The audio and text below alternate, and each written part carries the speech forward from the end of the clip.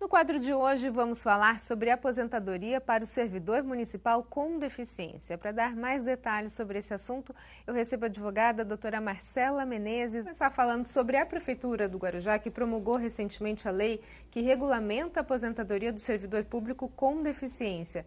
Doutora, o que destaca essa lei? Qual é a grande novidade? Antes da gente até falar sobre essas questões, assim, das alterações que tiveram nessa lei, é importante dizer que, né, porque quando a gente fala aposentadoria com deficiência, pode até passar aí para o nosso telespectador que acaba se assemelhando com as regras do INSS, por que deveria ter uma lei, né, para poder regulamentar isso. Mas é importante dizer que depois da reforma, os municípios e os estados ficaram obrigados a regulamentar os benefícios aos seus servidores. Isso porque o INSS, ele trata de um público, né? E o servidor público, ele na realidade, ele é assistido ali pelo ente que lhe paga, então pelo estado, pelo município, e ficou a responsabilidade para esse ente, né, tá aí regulamentando esses benefícios previdenciários, né, que não são pagos por boa parte deles pelo INSS, mas ali pelas suas caixas de previdência e tudo mais. Então, por isso que teve que ter uma alteração aí, especificamente do município de Guarujá, que é o que nós estamos falando. Essa alteração legislativa que teve, apontada pelo município do Guarujá, foi justamente para trazer essa inovação, permitindo aí que os deficientes tivessem uma condição diferenciada para poder se aposentar. Então, é isso que essa lei traz aí umas condições específicas, algo que antes não era previsto, né? Foi literalmente uma inovação mesmo, permitindo aí que as pessoas que são deficientes se aposentassem aí numa qualidade diferente. Então, assim, trocando em miúdos, o que muda nessas novas regras? Como era e como é que fica agora? Antes, essas pessoas acabavam se aposentando como se fosse uma aposentadoria especial simples.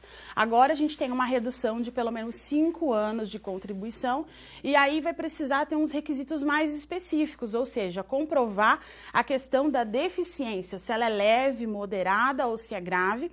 E se você estava trabalhando na condição de deficiente desde o começo, né, ou no meio da sua jornada aí de trabalho, do seu tempo de trabalho para a municipalidade, então precisa demonstrar essa questão. Aí você pode até perguntar para mim, mas será que se eu não conseguir comprovar que eu entrei e preenchi um cargo para deficiente, então eu não vou conseguir esse tipo? Não, consegue, vai ter uns redutores ali, talvez você não consiga de forma plena, mas com os redutores ali você pode conseguir se aposentar também na modalidade de deficiente.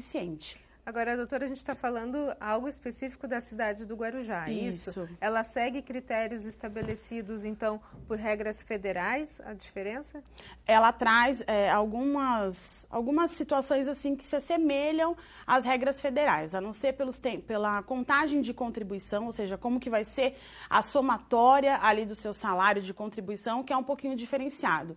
O INSS, ele traz a questão de o aposentado por deficiência, aquele que está fazendo, né, a solicitação desse benefício, ele precisa fazer os pedidos respectivos e a média das suas contribuições, né, do salário de contribuição, ele vai ser calculado em 70% no momento que se faz o pedido e posteriormente vai se acrescentando 1% ao ano, tá? Quando a gente está falando especificamente do município do Guarujá, ele coloca a questão dos 60% e vai aumentando progressivamente conforme vão se passando os anos. E essas novas regras já estão valendo? Vão ser mais para frente? O servidor que está na ativa hoje já pode encarar essa nova regra, não? Já pode sim fazer os pedidos. Essa lei já foi assinada, já foi sancionada, né? Então já tem aplicabilidade imediata. Ou seja, aproveitem. Já pode ir com tudo. Doutora, muito obrigada pelas suas informações.